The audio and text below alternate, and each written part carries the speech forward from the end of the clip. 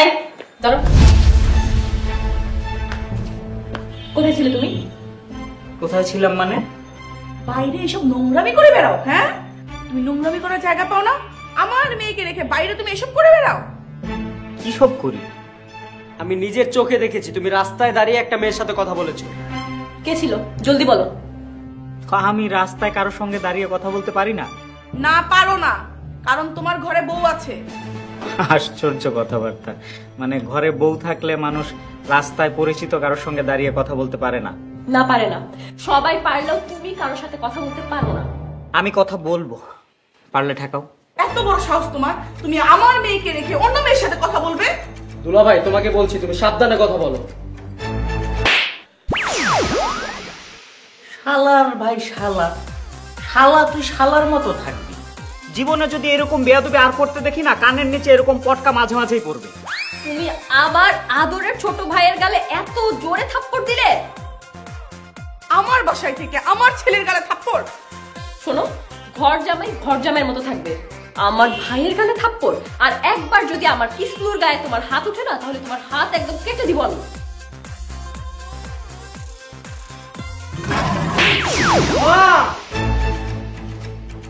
আমি ঘর জামাই না, আমি ঘর জামাই। এই বাসার ভাড়া না আমি দিই। এই বাসার গ্যাস বিল, নেট বিল, পানির বিল, সমস্ত বিল আমি পরিশোধ করি। এই বাসায় বাজার হয় আমার ইনকামের টাকায়। তোমরা না খেয়ে পরে বেঁচে আছো আমার ইনকামের টাকায়। সমস্ত খরচ চলে আমার টাকায়, আর এই বাসায় আমিই ঘর জামাই। ওরে আল্লাহ, বিশ্বাস করে আমার রাজকন্যার মতন মেয়েরে তোমার কাছে বিয়ে দিলাম, আর তুমি আমাদেরকে খোঁটা দিয়ে দিলা। বিয়ে দিয়ে না, আপনারা নিজেরা নিজেদেরকে বাঁচিয়েছেন। বলে কোথায় থাকতেন, কি খেতেন? রাস্তায় পড়ে থাকতে হতো তো। একটা কথা কান খুলে শুনে রাখেন সবাই, আজকের পর থেকে এই বাড়িতে শুধুমাত্র একজনের আওয়াজ শোনা যাবে, আমার। আর কারো গলার আওয়াজ যেন এই বাড়িতে না শুনে।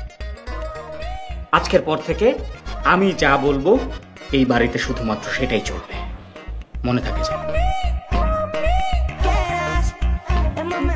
বাবা, তোর লেগেছে? হ্যাঁ মা। বিজলি, এটা আমি কি দেখলাম রে? আমি বুঝতে পেরেছি মা, এই সব কিছু হচ্ছে ওই মেয়েটার জন্য। হয়তো ফজলের এত বড় সাহস হবে যে ও কিসলুর গায়ে হাত দেয়।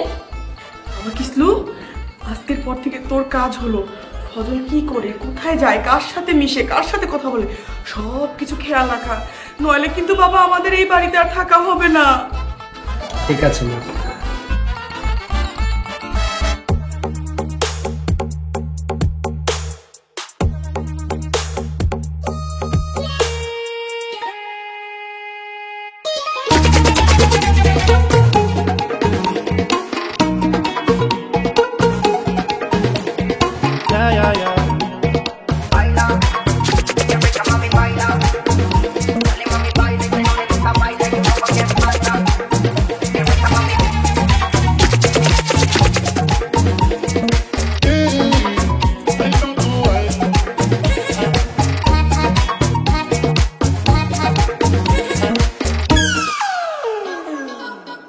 আমারটা খেয়ে আমার বাড়িতে থেকে আমার উপরে গোয়েন্দাগিরি। হ্যাঁ, আজকে তোর গোয়েন্দাগিরি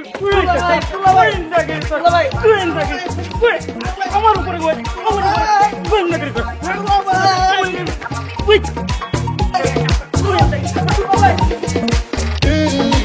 গোয়েন্দাগিরি করছ না?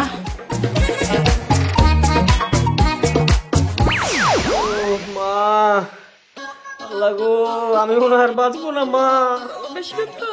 হ্যাঁ মা, অনেক মেরেছে আমাকে। ও মা, ওরে, এখনো ব্যথা? আমি আর পারছি না মা। আমার ছেলেটাকে মেরে কি করেছে? ও আমার বাচ্চা ছেলেটার সাথে তুমি এমন করতে পারলে, এভাবে মারতে পারলে? কত নিষ্ঠুর তুমি!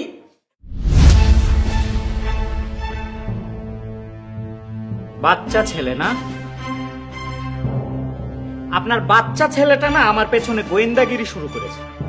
আর যদি জীবনে কোনোদিন আমার পেছনে লাগতে দেখেছি, তাহলে এমন অবস্থা করব যে নিজের পায়ে হেঁটে বাড়ি ফিরে আসার মতো অবস্থা থাকবে না, বলে দিলাম।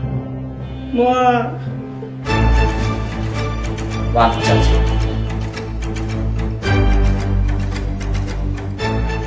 বাবা কিসলু, ওরে ওরে বাবা বেশি লাগছে বাবা। আরে আমার সোনা বাচ্চা। শোন বিজলি, আমি যেটা চিন্তা ভাবনা করে দেখলাম যে আমি যেটা ভাবছি এটাই সত্য। শোন মা, আমি হচ্ছে তোর মা, আমি তো তোর কোনো ক্ষতি চাই না, আর ক্ষতি হতেও দিব না।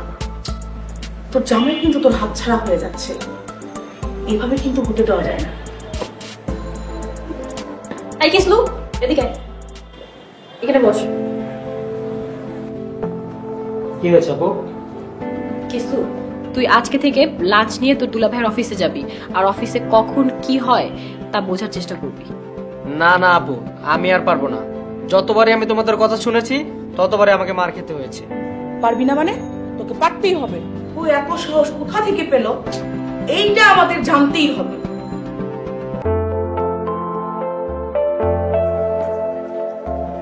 দুলা ভাই, আমি আপনার জন্য লাঞ্চ নিয়ে এসেছি।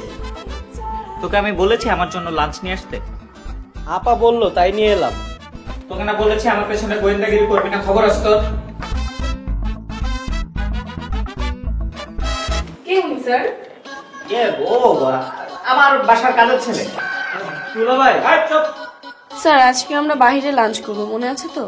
হ্যাঁ হ্যাঁ মনে আছে। না না, দুলা ভাই বাইরে খাবে না, আমি দুলা ভাইয়ের জন্য লাঞ্চ নিয়ে এসেছি। দুলা ভাই? উনি কি বলছে স্যার? না না, হয়েছে কি, এই ছেলেটাকে আমরা উগান্ডার একটা অবহেলিত অঞ্চল থেকে নিয়ে এসেছি। ওই অঞ্চলের মানুষগুলো স্যারকে দুলা ভাই বলে ডাকে। দুলা ভাই, চুকার। আচ্ছা স্যার, আমি অপেক্ষা করছি, তাহলে আপনি আপনার শালাকে বিদায় করে আসুন। শালা? আমাদের বাসাও এমন উগান্ডার একটা কাজের লোক আছে, তাদের অঞ্চলে নাকি এমন কাজের লোককে শালা বলেই ডাকে।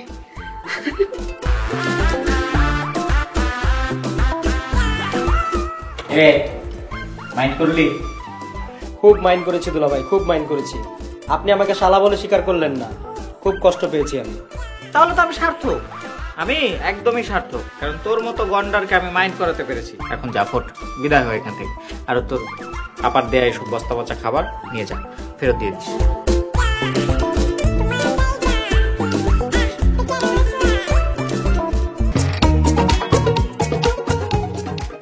প্যান্টের চেন খুললে নোটিফিকেশন চলে যাবে স্ত্রীর কাছে।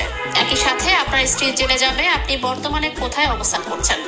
সাম্প্রতিক সময়ে এক ব্যক্তি এমনই এক স্মার্ট প্যান্ট আবিষ্কার করে হইচই ফেলে দিয়েছেন পুরো নেট দুনিয়ায়। বিস্তারিত থাকছে ডেস্ক রিপোর্টে। চলে যাবে আপনার স্ত্রীর কাছে, একই সাথে আপনার স্ত্রী জেনে যাবে আপনি বর্তমানে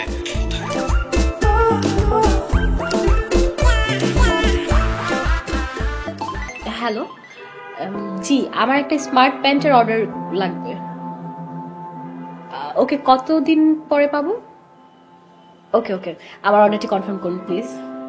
থ্যাংক ইউ।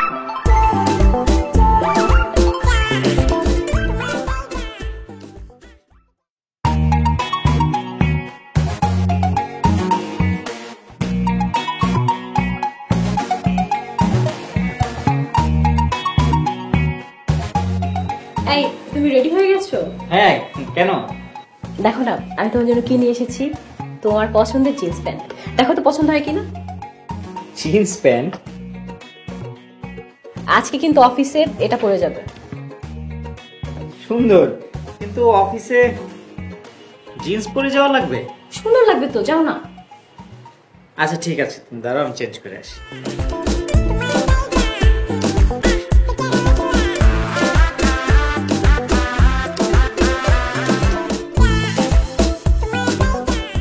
ফজল ভাই, প্যান্ট আপনি কোথায় পেয়েছেন?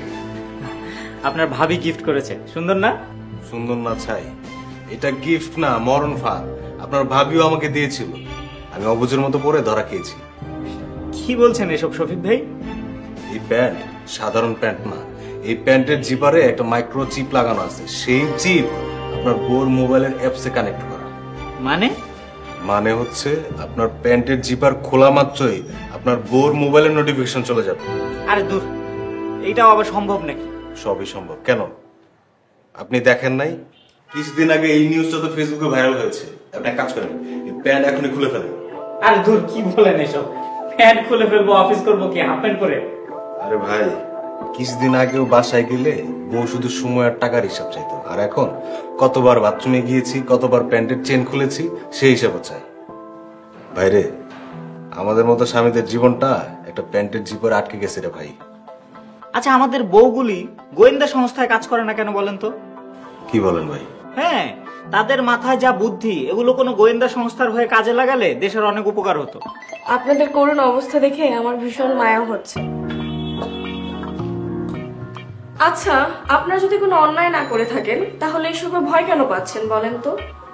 আপনার জামাই যদি আপনাকে সারাক্ষণ এমন পাহারায় রাখে আপনার কেমন লাগবে? আমি তো তাকে জানে মেরে ফেলবো।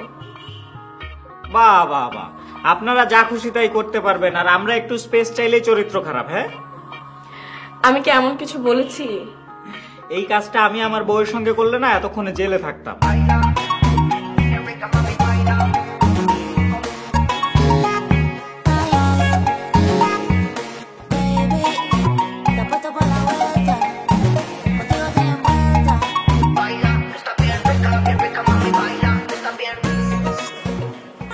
অজয়, এই শোনো না, তুমি ঠিক মতো পানি খাও না? পানি আমি ঠিক মতোই খাই, তবে তোমার মোবাইলের অ্যাপটা বোধহয় ঠিক মতো ইনস্টল করা হয়। মানে না, মানে আমি বাথরুমে যাওয়ার নোটিফিকেশন তো বোধহয় তুমি ঠিকঠাক মতো পাওনি, তাই না?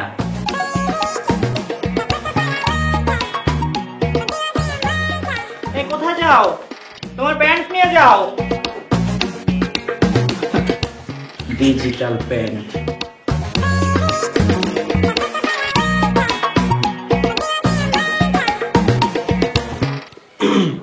আরে বাবা, আমার ছেলেরও চাকরি হয়েছে, এখন থেকে আমার ছেলেও এই সংসারে হাল ধরবে। তা কোন কোম্পানি নিজেদের এত বড় সর্বনাশটা করলো? এই, তুমি এসব কি বলছো? না, মানে ওকে চাকরিটা দিল কে? ও এত বড় একটা গাধা যে যেই কোম্পানিতে এই গাধাটা চাকরি করবে সেই কোম্পানির সর্বনাশ তো অনিবার্য। দেখেছিস বুঝলি, আমার ছেলের উন্নতি হোক এটা তো জামাই চাই না। চলুন দুলা ভাই, একসাথে বের হই। কি, তুই আমার সাথে কেন যাবি? তুই তোর মতো যা, আমি আমার মতো যাচ্ছি। দুলা ভাই, এখন থেকে আমি আপনার সাথেই বের হব। আমার সাথে যাবি মানে? তোর অফিস কোথায়? দুলা ভাই, এখন বলবো না, সেটা হচ্ছে সারপ্রাইজ। চলুন তো, চলুন।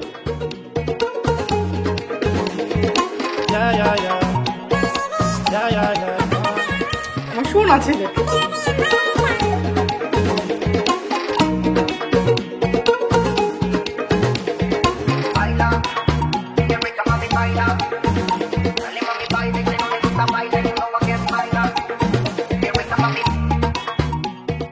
যা তাহলে।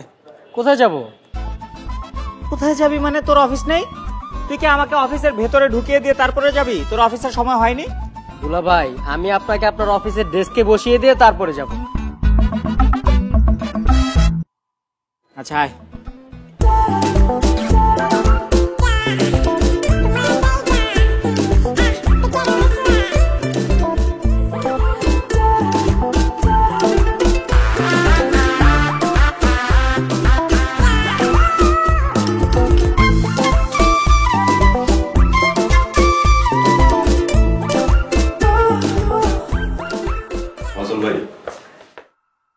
এ হচ্ছে কিসলু। কিসলু এখন থেকে আপনার সহকারী হিসেবে কাজ করবে। হ্যালো দুলা ভাই। দুলাভাই মানে? স্যার বলো। আমার বাড়ি উগান্ডার একটা অবহেলিত অঞ্চলে, সেই অঞ্চলে স্যারকে দুলা ভাই বলে। তাহলে আমরা তোমাকে কি বলবো? শালা। শোন কিসলু, আজকে থেকে তুই এই অফিসের গণশালা। আচ্ছা ঠিক আছে, আপনারা কথা বলেন, আমি তাহলে যাই। দাঁড়িয়ে আছিস কেন? যা, আমার জন্য এক কাপ চা বানাই নিয়ে যা। শোনেন দুলা ভাই, আমি আপনার সহকারী, এই অফিসের পিয়ন না। পুলিশ শালার ভাই শালা। শোন, তুই আমার সহকারী মানে আমি যা যা বলবো আমার সব কাজ তুই করবি। এখন বেশি কথা না বলে চা নিয়ে আয়, তারপরে দেখ তোর কি অবস্থা করি। যা যা।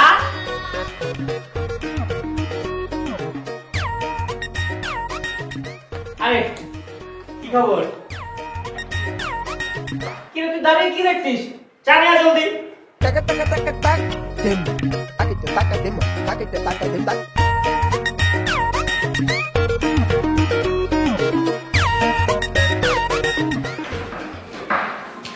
স্যার কি অবস্থা আপনার? এই তো ভালোই চলে। ফাইলগুলো রেডি? বাহ, এরকম এমপ্লয়ি তো চাই। হ্যাঁ, মানুষের এক্সকিউজের শেষ নাই। শোনো, সেদিন হয়েছে কি, যে আমাদের ওই যে কোনার রুমে যে শফিক সাহেব লাঞ্চের পরে এসেছে অফিসে, আসার পরে তো ভেবাচাকা অফিসে এসে এখন কি এক্সকিউজ দিলে সেটা তো ঘুরে পাচ্ছে না।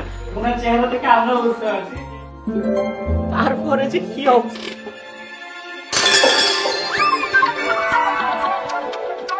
শালার ভাই শালা, একটা কাজও ঠিক মতো করতে পারে না।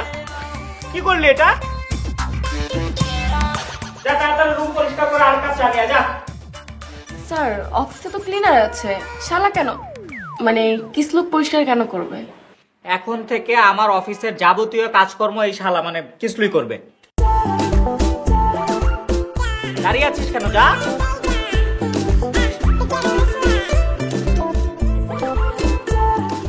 প্রথম একটা কাজ দিয়েছিলেন,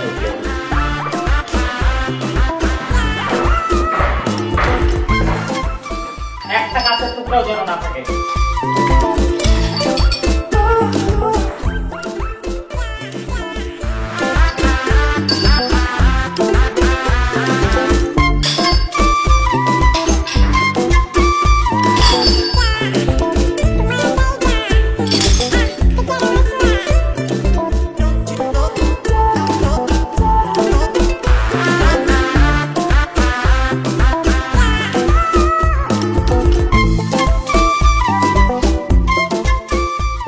কি আরেক কাপ চা না নিয়ে আসতে বললাম, চা কোথায়?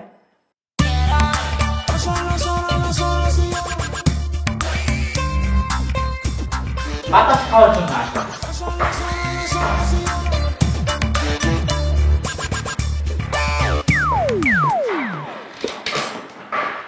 আচ্ছা এক কাজ কর, তুই বাসায় যা, বাসায় গিয়ে দেখবি যে আমার বেডের পাশে ড্রয়ারে হলুদ রঙের একটা ফাইল আছে, ওটা নিয়ে আয়।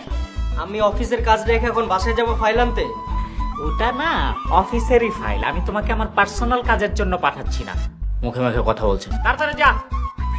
আমি কোনো মোবাইল বা ইন্টারনেট না যে 5G গতিতে যাবো আর আসবো। উরি বাবা, কথা তো 8G গতিতে ক্যাচ করছিস। হ্যাঁ, বেশি কথা না বলে তাড়াতাড়ি যা।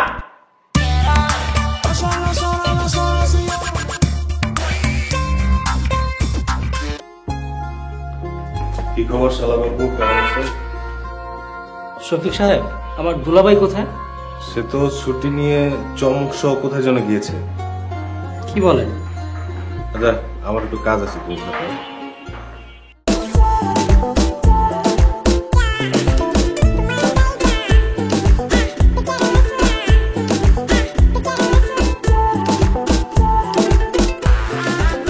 হ্যালো আপু,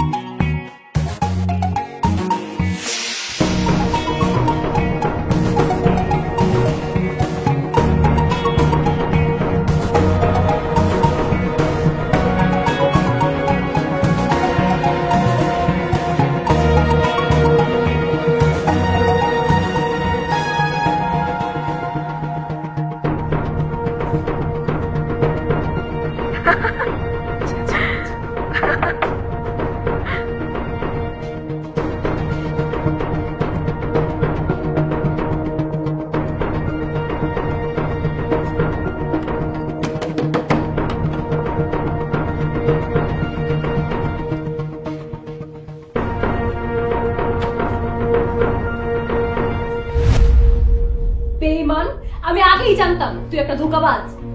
মানুষ এত নোংরা হতে পারে? ছি ছি ছি ছি। আপনারা কাকে কি বলছেন? এই তুই চুপ কর, বেহায়া নির্লজ্জ মেয়ে একটা। এই দুনিয়াতে কি মানুষের অভাব? হ্যাঁ, একটা বিবাহিত পুরুষের সাথে ছি ছি। বুঝলি, তুই আজকেই ও মানুষটাকে ডিভোর্স দিবি। ছি দুলাভাই, আপনি এত খারাপ? এই লুচ্চা, কথা বলিস না কেন?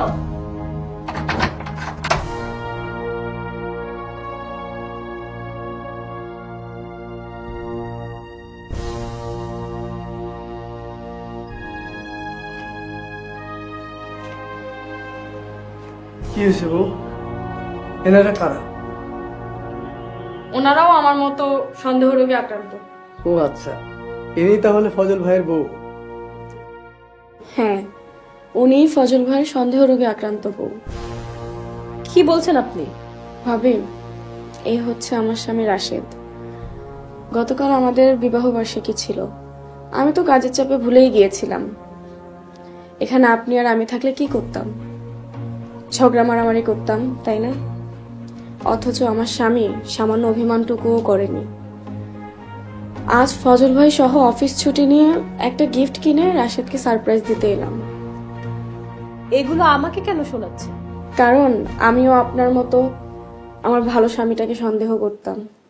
চমক, কাকে কি বলছেন? কোনো লাভ নেই। আমি সবসময় রাশেদকে কল করে বিরক্ত করতাম, আর ও একটু কল রিসিভ করতে দেরি করলেই ভাবতাম ও অন্য কোনো নারীর সাথে নষ্টামি করছে। থামো বউ। না, আজ আমি বলবো। আমার ভয়ে তুমি যে কোনো পরিস্থিতিতেই ফোন রিসিভ করতে।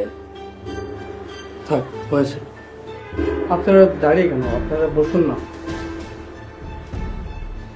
জানেন ভাবি, রাশেদ একদিন বাইক চালাচ্ছিল আর আমার সাথে ফোনে কথা বলছিল। ওই টাইমে আমি ঝগড়া শুরু করে দিই, আর রাশেদ আমার সাথে ঝগড়া করতে করতে বাইক অ্যাক্সিডেন্ট করে। আপনি সত্যিই বলেছেন, আমি আমার স্বামীকে সন্দেহ করতাম, তাই ভয় দেখিয়ে ওকে কন্ট্রোল করতে চেয়েছিলাম। জানেন ভাবি, 6 মাস ধরে রাশেদ অ্যাক্সিডেন্ট করে বাসায় পড়ে আছে। আমি চাকরি করে সংসার চালাচ্ছি। এখন বুঝতেছি, মানুষ বাইরে কাজের জন্য গেলে নানান রকমের ঝামেলায় থাকে। একটা মানুষ তো ব্যস্ত থাকতেই পারে, আর তার ব্যস্ততা তো আমাদের সংসারের জন্য, তাই না ভাবি? একটা মানুষ কাজে ব্যস্ত থাকলে আমরা যদি সেটাকে নষ্টামি মনে করি, তাহলে সেই মানুষটা কোথায় যাবে ভাবি? বাবা, আমার মেয়েটাকে ক্ষমা করে দাও বাবা। দুলা ভাই, আপনি আমাকে যত ইচ্ছা মারেন, আমার মাথায় যেন এমন সন্দেহ আর কোনোদিনও না আসে। ফজল, বাসায় চলো প্লিজ। তুমি আমাকে যেই শাস্তি দেবে আমি মাথা পেতে নিব, কিন্তু এখন বাসায় চলো প্লিজ। ভাই, ভাবিকে ক্ষমা করে দেন প্লিজ। ভাই, ভুল তো মানুষই করে, ক্ষমা করে দিন। বিশ্বাসের আয়নাটা বারবার ভেঙে গেলেও হয়তো সেটি জোড়া লাগানো যায়, কিন্তু সেই আয়নায় নিখুঁতভাবে আর চেহারাটা দেখা যায় না। বিশ্বাস করো ফজল, আমি তোমাকে হারাতে চাইনি, তাই তোমার সাথে এত কঠিন আচরণ করেছি। ফজল, সত্যি বলছি, তোমাকে হারানোর ভয়ে দেখো আমি কি থেকে কি হয়ে গেছি। ভাই, মানুষ তার ভুল বুঝতে পারলে তাকে আর একটা সুযোগ দিতে হবে। আর একটা সুযোগ দিন। মনে করে দেখো ফজল, আমি কি আগে এমন ছিলাম না। আসলে চারপাশে এত এত সংসার ভাঙে, তা দেখে ভয় আমি এরকম হয়ে গেছি। ফজল, ফজল ভাই, প্লিজ ভাবিকে মাফ করে দেন।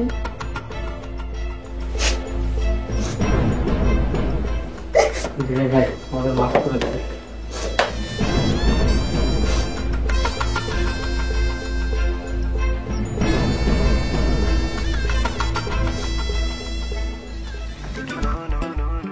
কিরে শালা, বল আর কখনো আমার সাথে গোয়েন্দাগিরি করবি? বল। না না দুলা ভাই, এই যে কানে ধরছি, আর কোনোদিনও এগুলো করবো না। মনে থাকবে? হ্যাঁ দুলা ভাই।